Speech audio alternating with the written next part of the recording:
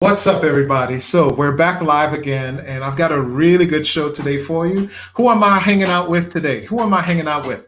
I am having a good discussion today with one of the people that I really admire on social media, and it's Antoine Marshall. So stay tuned for this really good show. Here we go.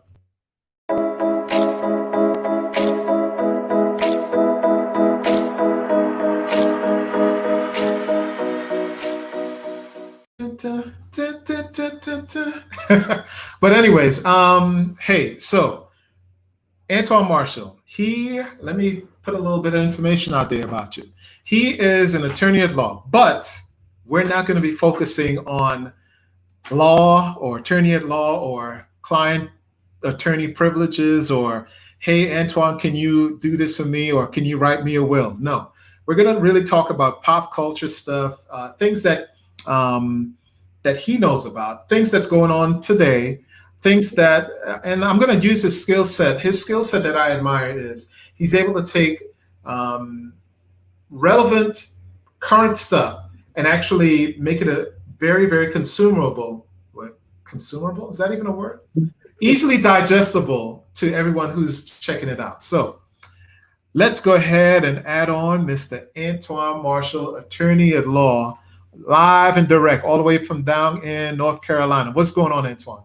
Everything is going well. Getting a little tired of being stuck in the house, but thank you for having me on, Otis. I appreciate it. Hey, man, I fully understand, man. I just want to give you a shout out and tell you I appreciate you showing up. And we're going to just talk. We're just going to, if someone gets something from what we're talking about today, good luck, happy for them. A lot of the things that you're really into are things that I'm really into as well. So I anticipate a really good discussion between us two. Well, first of all, shout out to you and your brothers in them as far as the organizations that you're in. Can you tell us a little bit about your background and your organizations? Yes, so background and organization. So I was born in the DC area. I've been in Raleigh, North Carolina since I was about 10 years old. Graduated from Raleigh, went to Claflin University, the oldest HBCU in the state of South Carolina. Go Panthers. Okay. After graduating from Claflin, I went to Wake Forest School of Law. Since graduating from there, I've been a practicing attorney since 2012, but I'm more interested in politics and policy. So I've worked in 2 congressional offices. I've worked with the South Carolina and the North Carolina state legislature, really active with the Democratic Party. I have worked with candidates from the city, county, state, and national level on campaigns. I went to office twice myself, but policy is kind of my focus. It's my passion. I do law to pay the bills, but politics and policy is kind of where I focus on. But as far as the organization, I'm a proud member of Alpha Phi Alpha since spring of 2007. That's cute. That's cute. Hey, man, shout out to all the HBCU members and all of the MPHC folks who joined my team. I think Dr. Shabazz, he's an Omega Psi-Phi member. And is there anyone else that's MPHC? Oh, my brother, the first one, Kevin Davis. He is a member of my fraternity. Well, Phi Beta Sigma Fraternity Incorporated. Shout out to them. I love you guys, and everybody makes mistakes, but just hey, it's all good. It is all good. It's nothing but love between MPHC organizations, anyways, right? Oh yeah, different pathways to the same goal. That's all. Exactly. So I've did some digging and some research as far as politicians that you've worked with. You've worked recently with the most clutch endorser that there is right now in the Democratic Party. Do you know who I'm talking about? Trying to remember. I've worked with so many names. The most clutch endorsement that Biden got. You know who he got. Clyburn. Yes, that was there it is. Yeah, I worked in Clyburn's congressional office when I was a student in South Carolina back in 2005. How was that? 2006. It was amazing. I mean, that was working with Clyburn is really the reason I went into politics. When I actually started at Claflin, I started out as a biotechnology major and actually stuck with that for 3 years. I changed my major my senior year, second semester of my senior year. But it was mainly because of that experience I had in Clyburn's office. It was a really exciting time. He was the Democratic House chair. He was the Democratic House chair committee chair, and this was in 2006 when the Democrats just took back the House. Wow. And that bumped him up to the majority whip. So I mean, the coordinating between the two offices. Clyburn is a brilliant politician himself. He was a former history teacher. So, I mean, he had that kind of teacher mindset, teacher mold, and being in his office was amazing. I got a chance to meet Barack Obama on a number of occasions. Oh, wow. Got a chance to meet with Hillary Clinton. I got a chance to meet with a lot of prominent, powerful Democrats just being around him. So, yeah, that, like I said, Clyburn's the reason I went into politics. So. That is excellent. That is excellent. So would you say, as you said, he's your reason for jumping into politics? What are some things that you may have learned during your time under him that really give you that extra edge? Because obviously, yeah, you could be pushed into politics, liking politics, et cetera, et cetera. But what gave you that extra edge to actually want to run for positions? So I think the thing that I learned in that office and in my subsequent internships and working in DC and at the state level is just how much policy impacts everything we do. I mean, and I think people miss out on how little changes in policy end up having a drastic difference in real world outcome. So I did some work. I worked with Legal Aid of North Carolina as a community economic development attorney. And one of the presentations I did when I was with them was how housing policy killed Michael Brown. And so with that, I went through 100 years of history of St. Louis housing policy, and how that policy really ended up segregating the city. So I start off, just to break down the presentation really quickly. What I did was I originally asked the question of why you think Darren Wilson shot Michael, why he stopped 2 African Americans for jaywalking. I mean, jaywalking every day. It's not really a crime that the police will stop you for. And then I go through 100 years of housing policy in St. Louis that creates the segregated house. St. Louis and Milwaukee go back and forth as far as the most segregated cities in America. Really? Yeah, St. Louis and Milwaukee are the top 2. And I kind of lay out the policies that got St. Louis to that place. Okay. And then what I end up with is, after talking about housing policies, then you start looking at, the quality of education, the unemployment rate, the average household income rate, educational outcomes. I mean, it's how many people have bachelor's degrees and stuff like that. And what you really see is that they're really based on these artificial lines that people did in the housing policy 50, 60, 70 years ago. What are some of those lies? I'm sorry? What are some of those lies that you said that you found? So, I mean, as far as some of the policy ideas, I mean, so up until, I want to say it was 1908, cities could actually create a black district and a white district. When they started doing zoning codes, like you actually had cities that were having, this is the black zone, this is the white zone. After they got rid of that, then you started seeing a rise of restrictive covenants where they were putting in your deed, you can't sell this house to a black person. Oh, wow. And even in those deeds, they were enforceable by neighbors. So even if, let's just say, you had a white person who wanted to sell you their house, their neighbors could come in and stop the sale because there was that restrictive covenant in the deed. So that ended up creating, again, further segregating communities. Then you start seeing things like community investments. I think the easiest thing you can do to raise property values is to put a sidewalk in. I mean, sidewalk, parks, things like that, that they weren't put. Tell us about that. How is that so? I'm confused about that. So basically all this, when I start talking about policies and how they start having these little changes, something simple like, why we see more obesity in the Black community. Now, obviously, number one, there's a whole issue of food and, the types of food that African Americans typically eat. But there are also other things like our homes are less likely to have sidewalks in the neighborhood. I'm a parent. Now, I know you're a parent as well. If my house is on a busy street, I'm not letting my kids go out and play if I don't have a sidewalk, if there aren't street lights out there, if there's not a park nearby, if there's a higher crime rate, I'd rather have my kids stay inside and play where it's safe than go outside and exercise. Little things like that end up having a drastic impact on the overall outcomes of what ends up happening when we become adults. That is interesting. And so going back to the Michael Brown situation, what I end up with is the reason why, and the DOJ actually, when they did their investigation of Ferguson, they basically put all this in black and white. But Ferguson was so segregated, and because of the segregation, like I said, the lack of employment opportunities, lack of educational outcomes, the city didn't have a tax base. Most cities get their taxes through property taxes, but Ferguson was so poor, the city couldn't raise enough money to pay off what it needs for, police, fire, sewage, stuff like that. Wow. So what they were doing was they were ticketing and fining people for minor crimes like jaywalking. Wow. The average household in Ferguson had 3 arrest warrants so what they would do is they give you a minor ticket for jaywalking, which would be a $40 fine.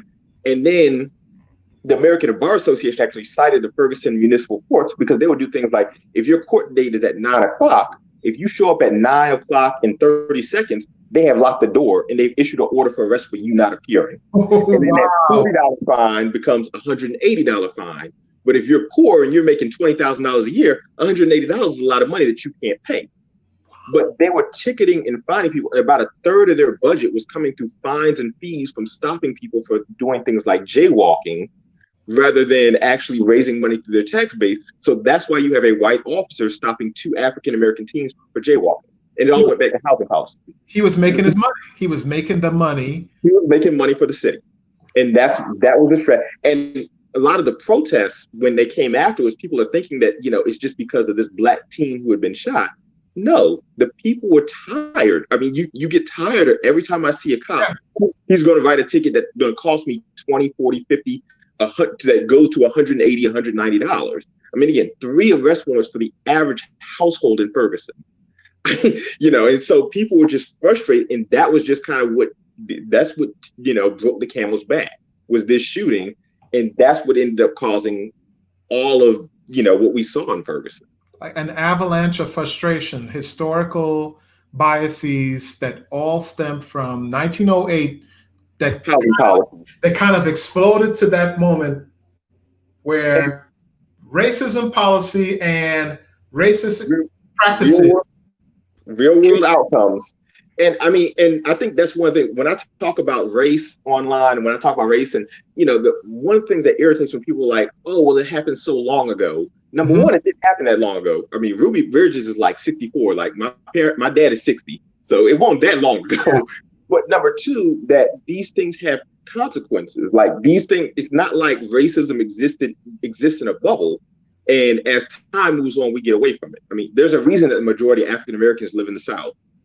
We all kind of know what that is. There's these things, and actually, if you look back, the U.S. Housing Authority, they would do these colorized maps, and this is kind of where redlining first originated from. But they have these color-coded maps of the best, most attractive places to loan for home ownership. Yeah. And if you go back and you look at those cities, where they have, put in, so they basically broke them down to 4 codes. You had blue, green, yellow, and red. Blue was the best place to invest your money. Green was a solid place to invest your money. Yellow was, it's kind of sketchy. And red was like, we're not investing if you own a home in these areas. And if you go back to those maps from the 30s, 40s, and you overlay them with today, it's that's where with the yellow and red, that's where all the black people live. And I mean, I've done this for city after city. I've looked at the map from Chicago in 1930, and you can see Southside Chicago is majority yellow and red. I've seen Oakland, I've done Durham, I've done Charlotte, but it's city after city, maps that were made back in the 1920s, 30s, 40s, and you overlay them with where people live by race today, and it's almost perfectly aligned that the black people live in those places they weren't loaning in back in the day. And again, this just kind of goes back to history doesn't exist in a bubble. Like racism then leads to outcomes now, and there's no avoiding that. And we haven't fixed that. So I grew up in East New York, Brooklyn. And I still see, the high school that I went to, Thomas Jefferson High School, has numerous Polish, Jewish, last names of the students who attended there.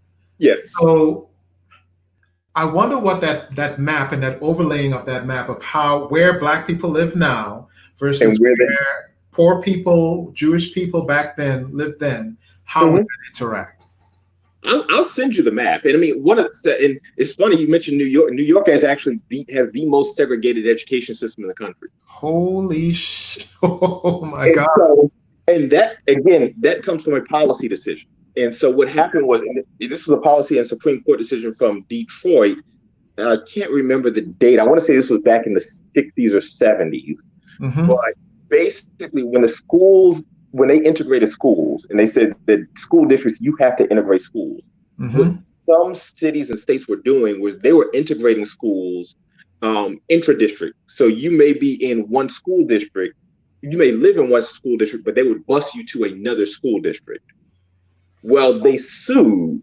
So there was a group of advocates, they were white mainly, and they sued because they didn't want Black students to go to their white schools. Yeah. And what the Supreme Court came back with and said was, and actually I think this was in the 70s because Thurgood Marshall was still on the bench yet. Then he wrote a dissenting opinion, but they basically said that school districts can't do that. You can't send people across school lines. You've got to integrate within your school district. And so what happened after that point was you started seeing areas create and craft their own school district. And you started seeing that a lot in the North. People talk about the South and integration and their struggles. When you look at the South, most school districts are entire counties. So where I live in Raleigh, Wake County, the county itself is one entire school district. In cities up north like Detroit, like New York, like St. Louis, what you see is a city school district, and then you start seeing the surrounding suburbs have their own school district. That way, you can't force me to you can't force me to send my kids to the inner city school district with their kids because it's a different district. Because it's a different school district. So we basically just create our own school district, keep all the Black people in those inner city school districts. We move out, and again, policies have consequences. So I've got a question from Chris. Chris Richardson, he asks, how are these maps in relation to HBCUs? So I think that a lot of that depends on the state, the city, and the HBCU. So a lot of the HBCUs are land-grant universities. And so with that being said, a lot of HBCUs end up in Black areas anyways, because number one, not only are they land-grant universities, but a lot of HBCUs fostered people living around those HBCUs. Yeah. So I don't know exactly how the maps work in relationship to HBCUs. That'd be something interesting to dig into and look at. I've looked at them for a lot of major cities. And I mean, I know we've got a number of HBCUs here in Raleigh with St. Augustine, Shaw University, Central's not too far away, A&T's in Greensboro, which is about an hour away. And if you look at the maps there, it overlaps perfectly. I mean, here where I am in Raleigh, like Southeast Raleigh is the Black area of Raleigh. And it's that way for a reason, like that, because that's what housing districts were back, 40, 50 years ago. Jesus. Antoine, I didn't mean for this. I'm sorry. My goodness. Policy is my passion. And like I said, that was the reason. That's the reason why I'm so invested in politics, is because like these policies impact our day-to-day lives so much, and even in areas that we don't see. It has an impact. And I mean, I'm sure most people, when they're buying their house, they're not thinking, well, 50 years down the road, what's it, but when you talk about building wealth, when you talk about the wealth gap between African-American and whites, a lot of that goes back to housing policy. Most people, the vast majority of their wealth is tied up in their house. I mean, it is the single greatest asset that you have. Yeah. And if you can't get a home in an area that appreciates at the same rate as other areas, if you end up losing that home because of mortgage issues, if you end up not having a will, and heir property is a big issue in black communities, where you have, my granddad owned 120 acres of land, but he died without a will, so each of his 8 kids have a 1/8 share, but then, 3 of those family members pass away. So the grandkids, each of them have, a 1/32 share. And the problem, you can't do anything with that land until you get all of the ownership that's tied up, taken care of. Yeah. Wow. So I mean, buy a house, get a will. Those are two big things to build wealth. Wow. I just wow. Thank you for sharing that information. So don't mean to switch gears, but you said policy affects a lot of things that we don't really realize of what's going on, right? Yes, So definitely. how would you say policy is now affecting the way hey, little one, how you doing? How you doing? You were supposed to be downstairs. This is my daughter, Chrisette. She Hey, is a big Chrisette. time daddy girl. My other daughter stays downstairs, and she is more attached to her mama than me. All right. It's all good. So how would policy affect the way especially with our COVID-19 response from politicians, where initially we were, somewhat kind of following science and their recommendations. And now we've kind of veered towards let the governors do their own thing. And the governors are in turn following the 45. Yeah, so when it comes to COVID-19, so I mean, one of the things that frustrates me is, this is what the federal government is supposed to do. Like they're supposed to respond to something like this. Yes. And we see how badly the Trump administration has botched this rollout. Mm-hmm. I mean, we missed out on months of preparation. The WHO had a test available in late January. The Trump administration and the CDC basically said, no, we're going to reject those. These tests came from Germany. They said, no, we're going to reject those tests. We're going to create our own tests. Those tests didn't work.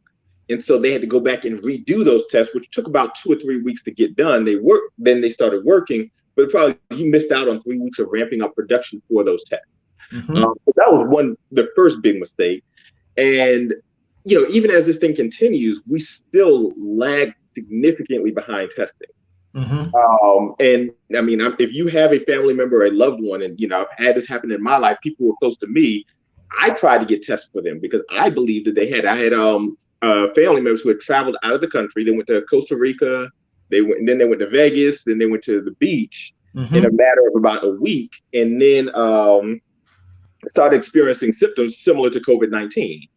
And so I tried to get them a test, and I couldn't get them a test because they were saying, oh, unless you travel at this time, the standard, unless you traveled to China or you had contact with somebody we knew to have COVID, you can't get a test.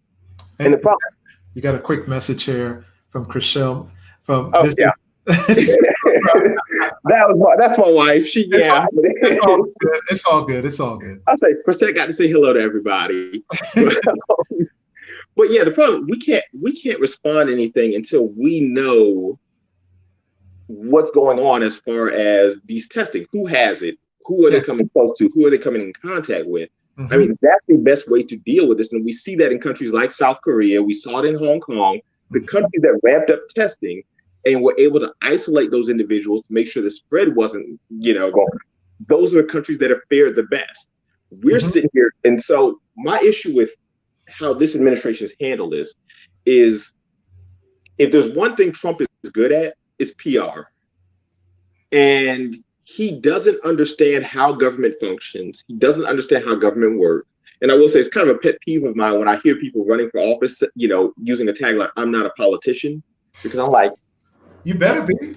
Yeah, you need to be one, because if you don't know what you're doing, then, and so Trump has run off of this "I'm not a politician" thing. And this is where we see the negative impact of that. He's stuck with something he doesn't know how to deal with.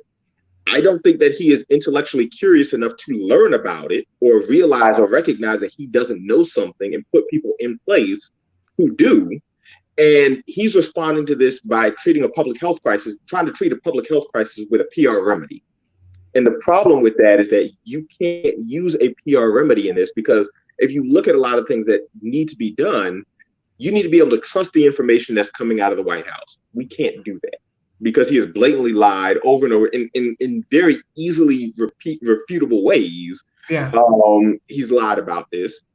I think he's tipped his hand as far as what he cares about back in February, when there was the Princess cruise that was off the coast of California.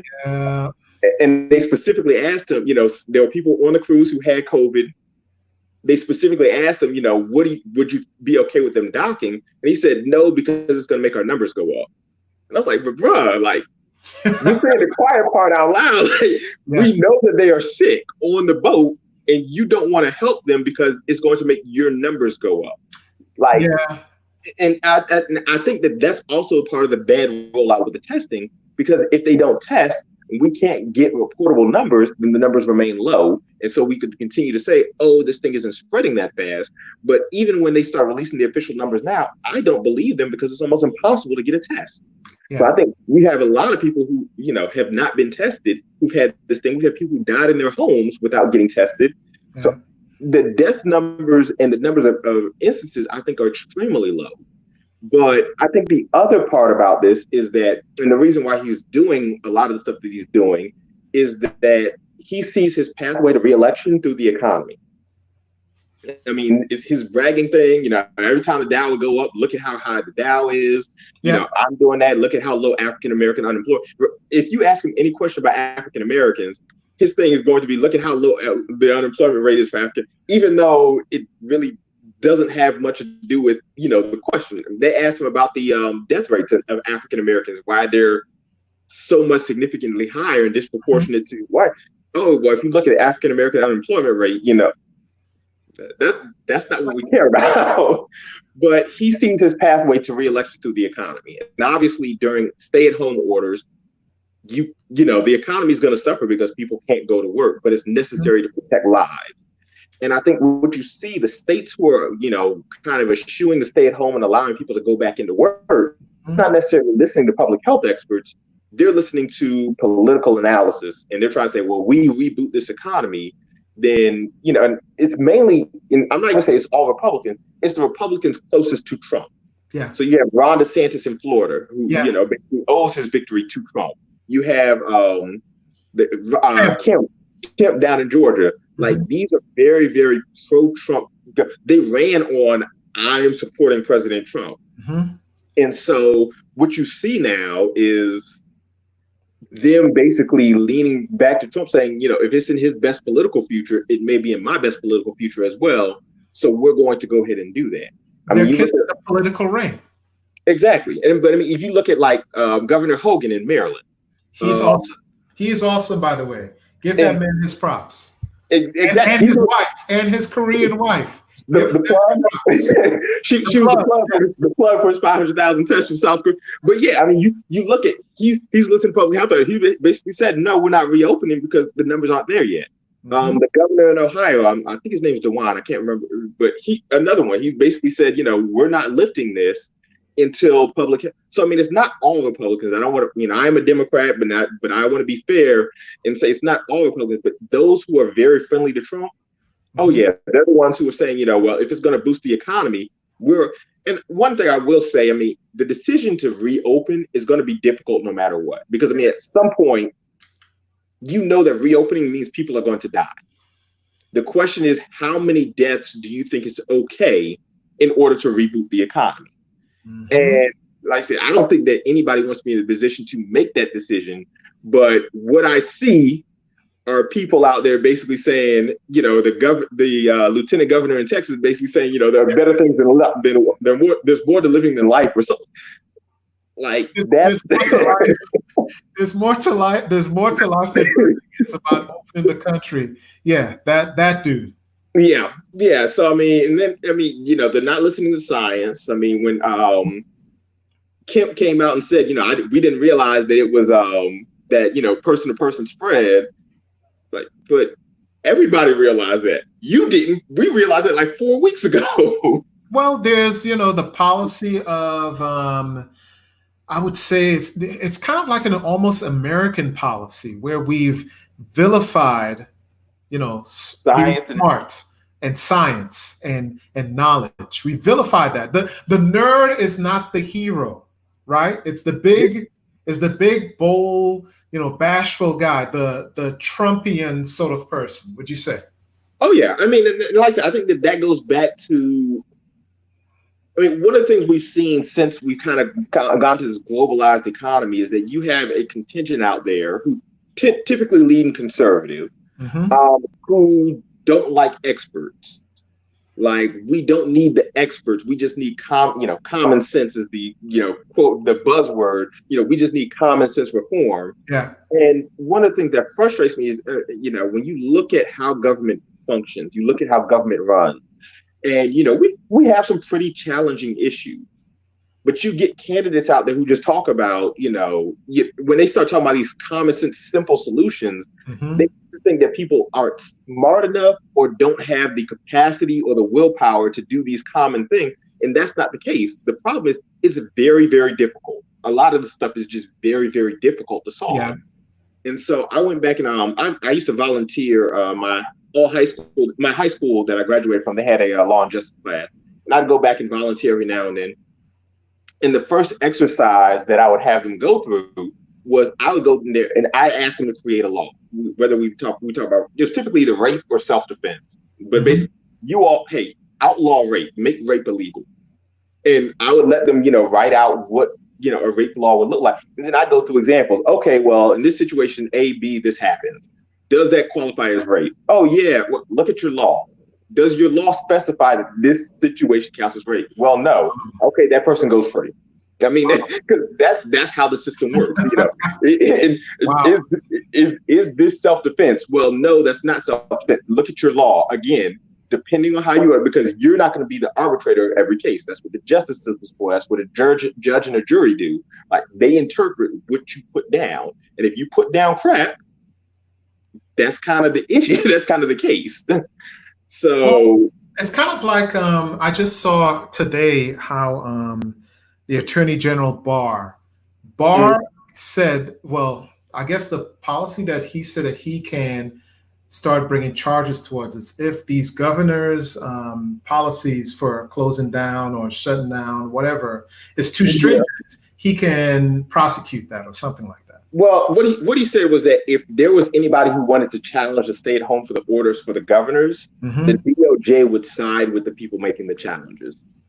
So, I mean, he doesn't really have the authority to shoot them down. But if I sue somebody and the federal government comes behind me, it's like, yeah, we're going to put the DOJ in there to help you to do some research or mock his briefs, coordinating. It just, it's a lot stronger when I got a whole network of thousands of attorneys, of assistant DAs, and working for me. So, I mean, it's just Trump, basically kind of broadcasting where he stands and where the DOJ and the federal government stand on these orders. Because at first he was trying to come out and say, I have the authority to overrule the governors. Which Yep. Did you see what Cuomo? Yeah. Cuomo is. Woo. And I mean, the governor's in a difficult spot because, Trump, and again, Trump says the quiet part out loud where he starts saying, I told Mike not to contact the governors unless they're grateful. Like, he's basically spelled like, you got to kiss the ring and suck up and kiss butt before he gives you any help. Yeah. And, you're kind of stuck in this mission. I need to criticize this guy because it's his fault that things are screwing up. My state doesn't have tests. My state doesn't have ventilators because he's screwing up. But at the same time, if I tell him he's going to take what little help he's giving me and take that back. And so you're kind of in this difficult position of having to praise him while at the same time having to criticize him. And all Trump really wants is to praise. I'm doing a great job. Tell everybody what a great job I'm doing. Because if you tell everybody what a great job I'm doing, I can get reelected. And that's narcissism is a B, bro. It's an absolute B. Him more than most. I mean, it's amazing that enemies that Cuomo's had to deal with it. We saw the governor of Puerto Rico during Hurricane Maria. Like, what about the governor of Michigan? He calls her. Oh yeah, Whitmer, that woman who may end up being the vice presidential candidate. And now these protests are popping up. Wait, hold on. Before we go into that, let me bring up what I think, my opinion anyways. Tell me, if you don't agree, tell me. I think strategically, the places that have been popping up with these protests are not only, oftentimes they are Democratic, governors or senators. And strategically, these states are places that Trump really, really, really wants to win or increase his supporters for election that's coming up in November. What do you think? So I think when you look at, I mean, and this isn't all, because I know Kentucky had one where they went in there and they kind of marched around the Kentucky State House. But actually, no, I just never think about it. Kentucky also fits into the category. But when you look at it, there are states with strong Republican ties, where they're either swing states or majority Republican with Democratic governors. Yes. And so when you look at North Carolina, we had a protest of about 300 people show up outside downtown Raleigh today. You see Michigan, which was another place they showed up. Kentucky, which I forgot, they do have a Democratic governor. Minnesota is another place where you have a Democratic governor show up, and they're doing these kind of protests against the Democratic governor. And I think number one, it politicizes the virus. Like, you know, and that becomes a problem, because again, we're not listening to data, we're not listening to science, we're not listening to public health experts. We're making this political, you know, as far as when the state opens up. Oh, it's that Democrat that needs to open up the state. And then I think the second aspect of that is that, one thing I will say about those protests, they are not as large as the media makes them out to be. Correct. Or smart. Or smart. Yeah. Speaking of which, I've got an example of a not so smart one. Here we go. Check this out, y'all. So, what do you think? What do you think about this sequence of events here? So you see the protesters, you see them. It looks like, wow, these guys are really vicious. But then something kind of keys you in. Look on the right-hand side, right here. This lady right here. My body, like, oh, no mask. Yep. You see what's going on right here, right? Oh yeah. You see, and let's go in. Like, lady, are you protesting masks while wearing So let's see that again. You're protesting masks while wearing a mask. Lady, you're the fool of the day, right there. You're the fool of the day right there. It's incredible. The language that they use, oh, my body, my choice. Oh, so y'all understand my body, my choice now. But I mean, you know, and so I don't think that it's a coherent strategy. I just think that they are aggravants trying to turn this thing political. And that's what Trump's been trying to do, is try to make this virus political. Even when you start talking about the drugs, you know, what was that, hydroxychloroquine or something like that. Yeah. And so even when you talk about that and say, hey, we need to study this a little more. Oh, you're just a liberal who would try that.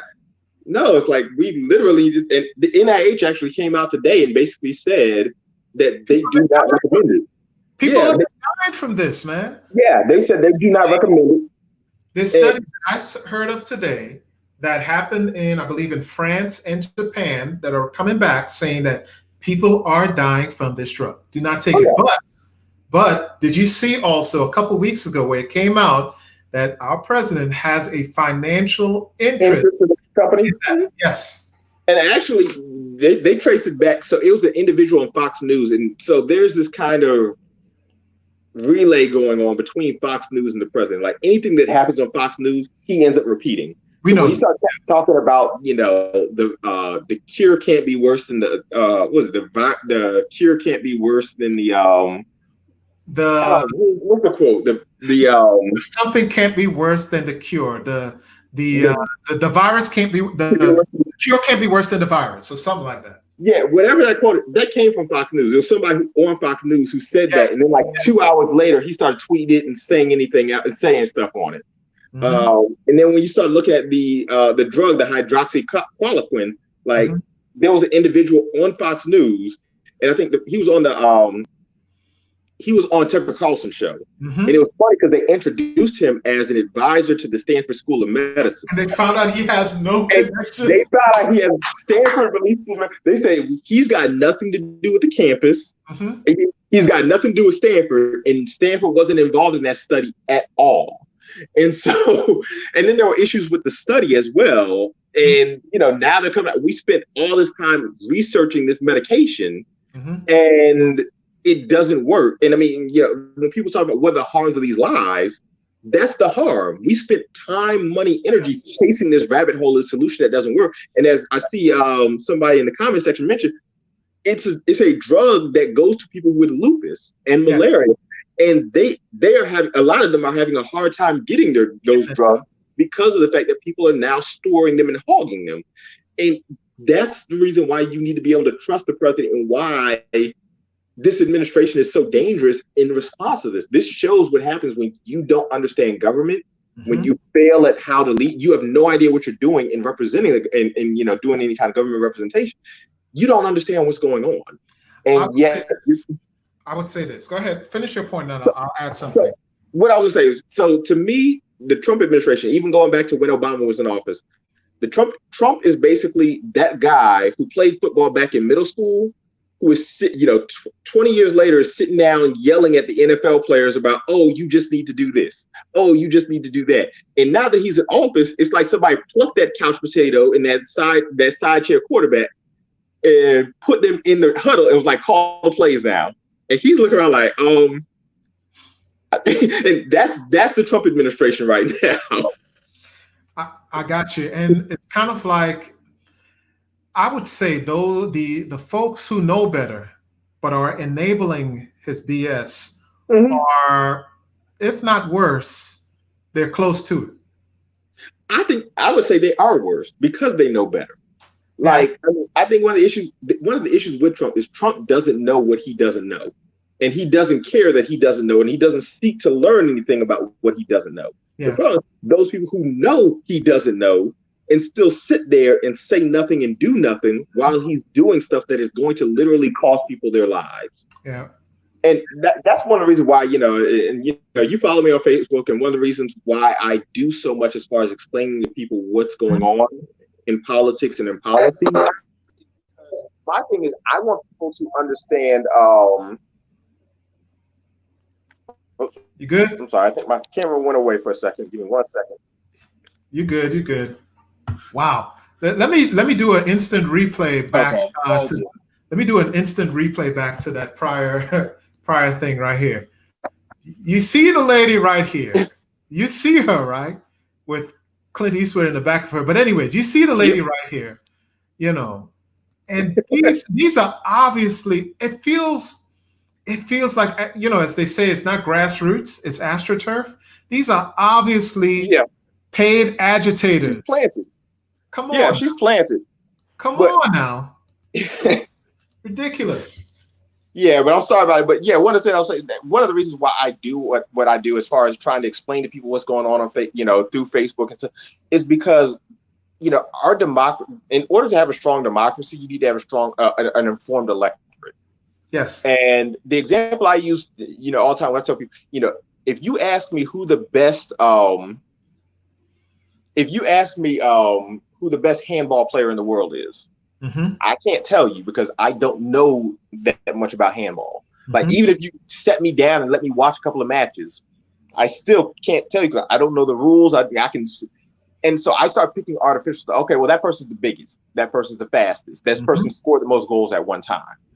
And the problem with that is that's how we approach politics. Yeah. If you don't know how government functions, if you don't know, the ins and outs, who does what, and I will say we have a complicated system. I mean, you need to know what happens at the federal level, the state level, your local level, and all of them are different. And I think one of the things when running for office that frustrated was when I got questions about something that was outside of my subject area, outside of the powers of the office I was running for. And even when I helped with candidates, like that was one thing. I was a campaign manager for a city council candidate, and we went to this was back in 2015, and we went to a candidates forum, and somebody in the audience got up and was like, "What's your view on gay marriage?" Don't care. He can't do anything about it, regardless of what his views are. So why does it matter? Like, he can't do anything there. And so the problem when people go into the voting booth, I want them to understand. These are the policies that have been passed. These are the impacts of those policies.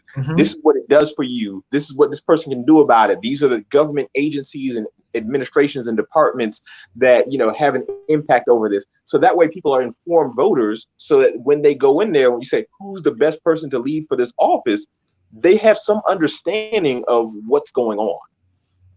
And, that's been one of my main focuses, is to try to educate people on, whether you agree with it or not, just understand it. And then you can put your own spin as far as whether or not you personally agree with it, but just understand it first. Because knowledge is power. And indeed. I'll tell you what.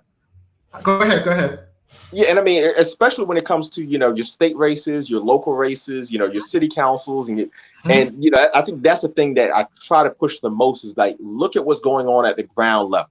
If you're upset about, if you're upset about police shootings, okay, cool. Your police chief is generally set up by your city council or your mayor. They're elected.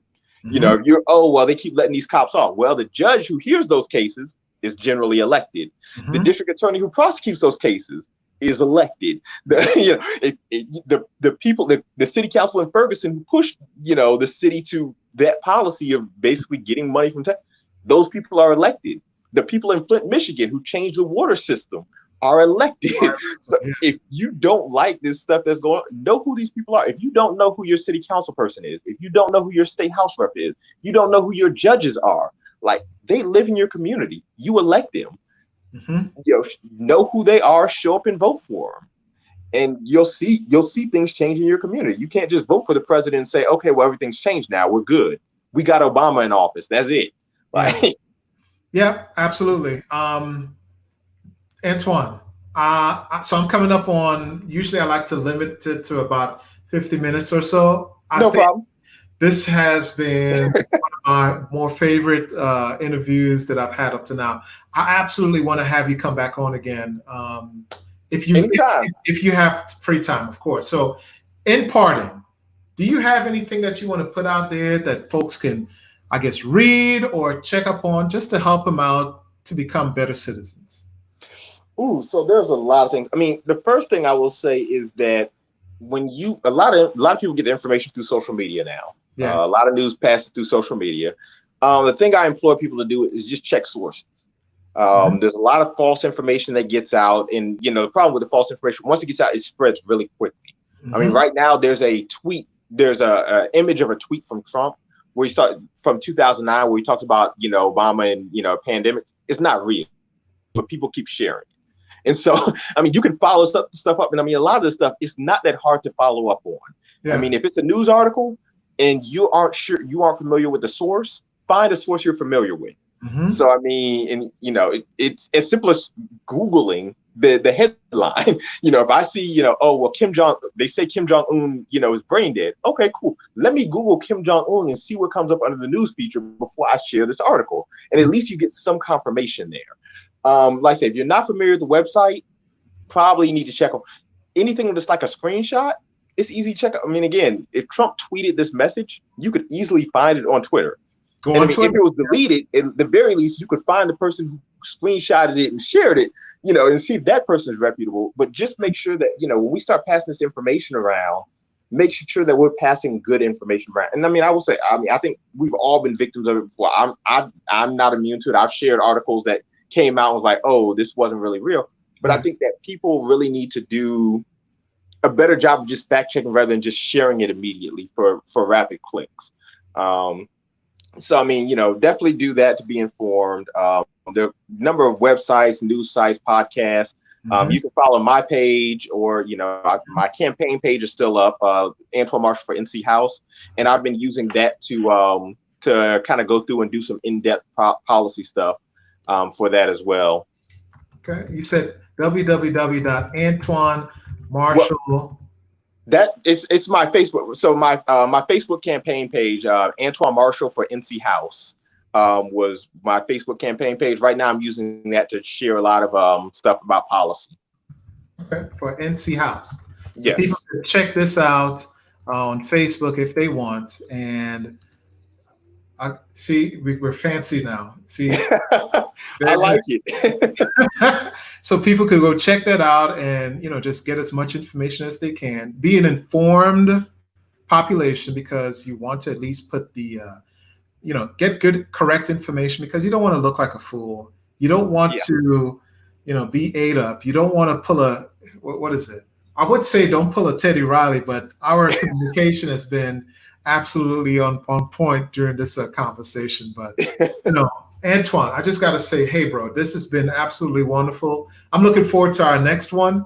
yeah. Um, You invite me back, I'll be there. oh man, game on, bet, too easy, too easy. Hey, so looking forward to seeing you again, and take it easy, good sir, and you be easy, all right? All right, you do the same. I hope your foot's healing up well. Oh man, Here's the crazy part. I'll tell you something. So, and I know this is kind of crazy, but this is right here the thing that once the doctor pulled that thing out my foot, he gave me back. Oh, hold on. Where is it? He actually gave back to me the needle.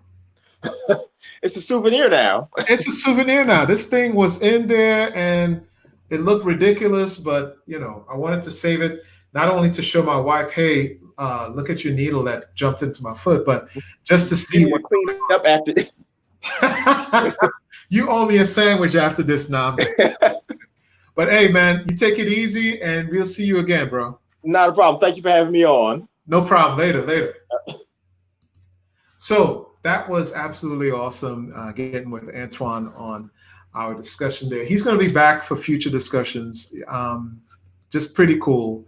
Looking forward to it. And as I say, as always, take care of yourself, take care of your family, and take care of others, because we will be out. Peace.